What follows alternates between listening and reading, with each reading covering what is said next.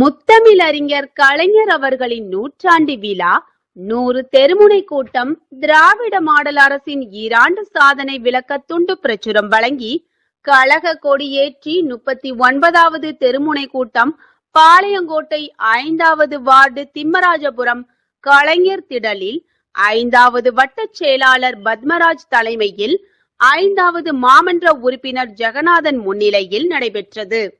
இந்நிகழ்ச்சியில் நெல்லை மத்திய மாவட்ட பொறுப்பாளர் முன்னாள் அமைச்சர் TPM மைதீன்கான் சிறப்புரையாற்றினார். இந்நிகழ்வில் மாநில வர்த்தகர் அணி இணைச் செயலாளர் N. மாலை ராஜா அவர்கள், மாநில மகளிர் தொண்டர் அணி இணைச் செயலாளர் விஜிலா சத்யானந்த், மாநகராட்சி துணை மேயர் KR ராஜு, மாவட்ட துணை செயலாளர் கிரிஜா குமார், முன்னாள் மாவட்ட பொருளாளர் அருண்குமார், மாநகர பொருளாளர் அண்ணாதுரை, மாநகர இளைஞரணி அமைப்பாளர் கருப்பசாமி கோட்டையப்பன், துணை அமைப்பாளர்கள் மீரான், சபு முகமது, மிக்கேல், ஆதி திராவிடர் நலக்குழு அமைப்பாளர் நவநீதன், மாவட்ட விவசாய அணி அமைப்பாளர் பொன்னையா பாண்டியன், மாவட்ட விவசாய தொழிலாளர் அணி அமைப்பாளர் கருப்பசாமி என்ற நெசவாளர் அணி அமைப்பாளர் ஸ்டீபன், மாநகர விவசாய அணி அமைப்பாளர் நெல்லை முருகன், விவசாய தொழிலாளர் அணி தலைவர் செண்டு, பொறியாளர் அணி துணை அமைப்பாளர் ரத்னபாலா, வட்ட செயலாளர்கள் கல்யாணசுந்தரம், மாரிமுத்து, படப்பை மனோகரன், மாவட்ட தொண்டர் அணி துணை அமைப்பாளர் ஷேக் உஸ்மானி, மாநகர பிரதிநிதி பாலை பிரான்சிஸ், மகளிர் தொண்டர் அணி அமைப்பாளர் அனிதா, மாவட்ட பிரதிநிதி கார்டன் சேகர், அகஸ்டின், சூப்பர்மணி, ராஜா அங்கப்பன், சங்கரலிங்கம், இஸ்மாயில், முகமது அலி, மகளிர் பூங்கனி, சார்லி, அருணாச்சலம், தேவிகா, பிரபா கீர்த்தி, நெல்லை ரவி, நெல்லை மணி, மலைப்பாண்டியன், மைதீன், பாலா, பிரிட்டோ மற்றும் ஏராளமான பொதுமக்கள் கலந்து கொண்டனர். இந்த துணிச்சல் வடக்க போனேன்னா எந்த மகளிருக்கு இருக்காது. அப்படி அவங்க வளர்க்கல. இந்த கேள்வி கேட்கிற உரிமையை தமிழ்நாட்டில் மட்டும்தான் இந்த திராவிட மாடல் ஆட்சி தந்தை பெரியார், பேரறிஞர் அண்ணா, தலைவர் கலைஞர் அந்த உரிமையை பெற்று தந்திருக்காங்க. அதனால நம்ம கேட்க முடியுது. வடக்குல எந்த ஊருக்கு போனாலும் சரி, இங்க இல்ல, தமிழ்நாட்டுல இல்ல, தமிழ்நாட்டை தாண்டி வடக்கு போயிட்டோம்னா பெண்களை மேடைக்கு பக்கமா வர விட மாட்டான், பேச விட மாட்டான், உடஞ்ச விட மாட்டான். இங்க அதெல்லாம் கடந்து ஏன்னு கேள்வி கேட்கிற ஒரு தைரியத்தை உருவாக்கி தந்த ஒரு தந்தை பெரியாருக்கு இங்க வந்து செலவு வைக்க கூடாது, பேரறிஞர் அண்ணாவை பத்தி பேசக்கூடாது அப்படின்னு தலையை உரிச்சு போட்டு ஒன்று அலையுது. அந்த தமிழிசை சவுந்தரராஜன் சொல்லி ஒன்று நம்ம தலைவர், நம்ம இளையவர், நம்ம உதயநிதியை பத்தி தப்பா பேசி தலைவர். அந்த தமிழிசை சவுந்தரராஜன் வந்து டாக்டர். அந்த டாக்டர் சீட் யாரையும் கொடுத்தாருன்னா தமிழினத்தோட டாக்டர் கலைஞர் அவர்கள். அவர் குமரேசனுடைய பிள்ளை, நல்லா நம்ம வீட்டு பிள்ளை மாதிரி படிக்கிட்டு வாங்கி கொடுத்தாரு. அந்த அம்மாவுக்கு ஒரு கல்யாணம் நடந்தது, எல்லாருக்கும் நடக்கும், அந்த அம்மாவுக்கும் நடந்துச்சு. அதை முடிச்சு வச்சவர் யாருன்னா தலைமை தாங்கி நடத்தி வச்சவர் யாருன்னா அது தமிழகத்தோட டாக்டர் கலைஞர். இப்ப அந்த ஒரு கோரிக்கை கடைசியா பேர் வந்தாப்புல பத்மராஜன் அந்த மேட்டரை. இப்ப நமக்கு எல்லாம் கிடைக்கக்கூடிய வாய்ப்பு இருக்கு. ஆனா அதை கெடுக்கிறவங்க இந்த பிஜேபி காரன். எப்படின்னா கோயில் சொத்தை வந்து வெளியே கொடுக்கப்படாது, வைக்கப்படாது, கோயில் சொத்துக்கள் வந்து அப்படி வச்சிருக்கணும், அதை வந்து கொடுக்கூடாது. யாருக்கு கொடுக்கும்? லண்டன்ல உள்ளவங்க கொடுக்கும். 72 வருஷமா குடியிருக்கும் சொல்லிட்டு வந்தாங்க அந்த அம்மா. அவங்களுக்கு தானே கொடுக்க போறோம். அதை கொடுத்தே தீர்வோம். அதுக்குண்டான முயற்சிகளை நாங்கள் எடுப்போம். நம்முடைய எப்போதுமே சிறப்பாக பணியாற்றக்கூடிய நம்முடைய பத்மராஜ் அவர்கள் இதுவரை ரெண்டு எங்கேயுமே கொடியேற்றாளர்கள் கூட 2 இருவண்ண கொடி ஏற்பதற்கு எங்களுக்கு வாய்ப்பு கொடுத்து அதையும் ஏற்றி அமைத்து சிறப்பாக இந்த கூட்டத்தை கூட்டியிருக்கிறார்கள். அதை நான் மீண்டும் ஒரு நன்றி தெரிவித்துக் கொண்டு, இந்த கூட்டத்தினுடைய நோக்கம் எல்லாரும் பேசிவிட்டீர்கள், எல்லாரும் பேசியிருக்கிறார்கள். உங்களுடைய பிரச்சனைகள் மாலையாக பேசியிருக்கிறார். ஒன்றை மட்டும் சொல்லி விடைபெறுகிறேன். இன்னைக்கு திராவிட முன்னேற்ற கழகம் 2 ஆண்டுகளில் பல்வேறு சாதனைகள் படைத்திருக்கிறது. நம்முடைய தலைவர் கலைஞர் பாண்டியிலே நம்முடைய முத்தமிழர் மரியாதைக்குரிய முத்துவேல் கருணாநிதி ஸ்டாலின் அவர்கள் பணியாற்றி கொண்டிருக்கிறார்கள். பெண்களுக்காக நிறைய செய்திருக்கிறார்கள்.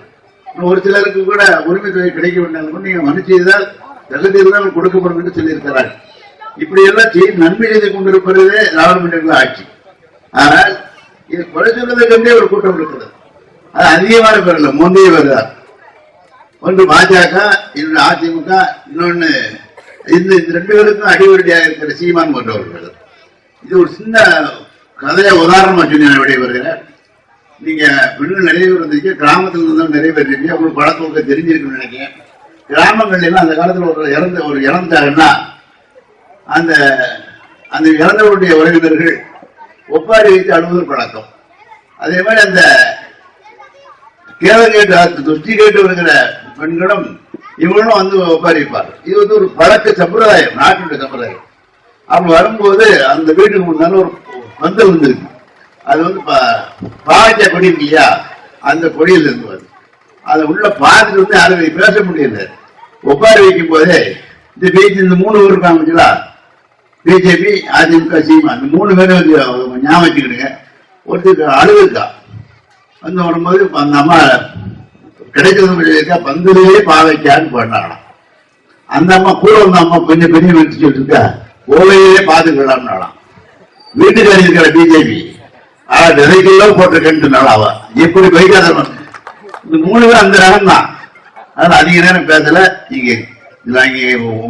தயவுசெய்து இருக்கிற மக்களுக்கு நாங்கள் செய்து கொள்வது, உங்களுக்கு கேட்பதற்கு உரிமை இருக்கிறது.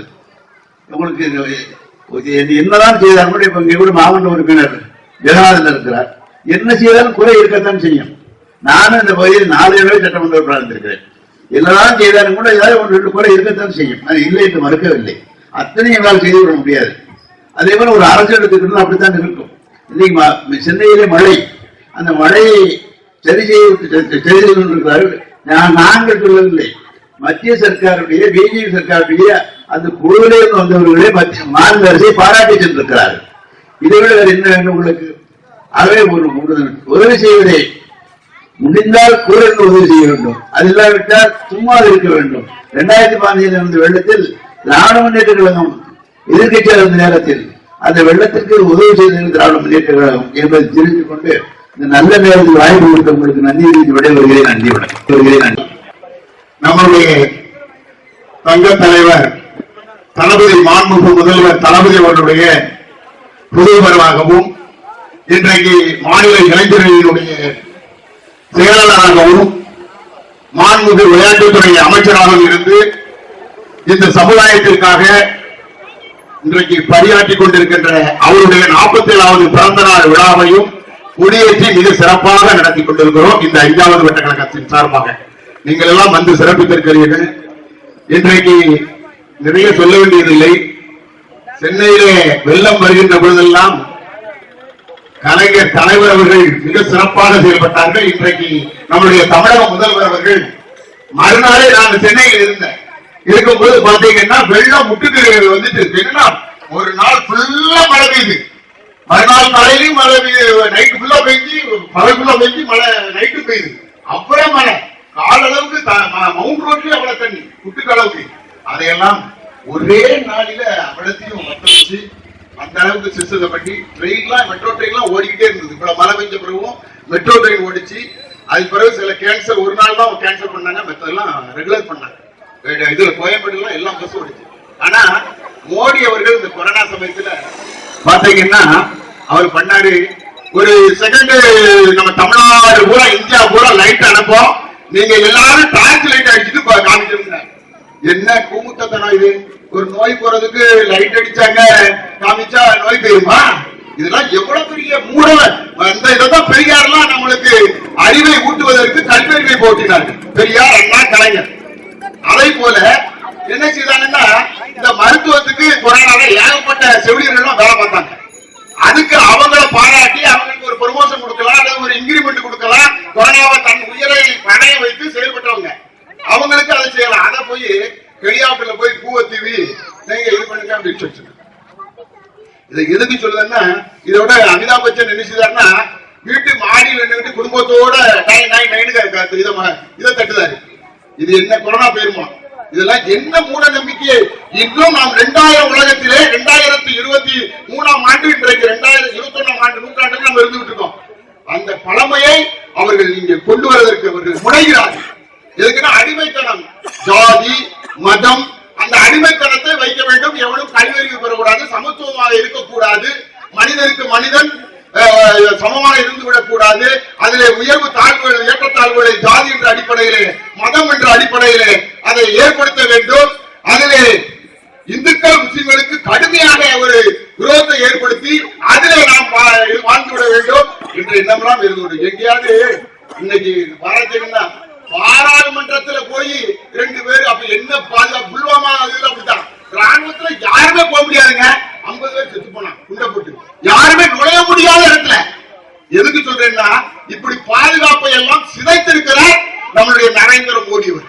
அதான் வருகிற 2024 தேர்தல் வருது. நீங்க எல்லாம் கவனமா இருக்கணும்.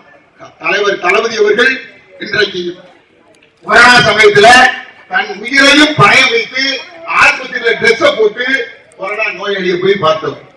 இதுக்கு மக்களோடு மக்களாக நின்று மிக சிறப்பாக பணியாற்றக்கூடியவர் தான் நம்மளுடைய தங்க தலைவர் தளபதி தமிழக முதல்வர்.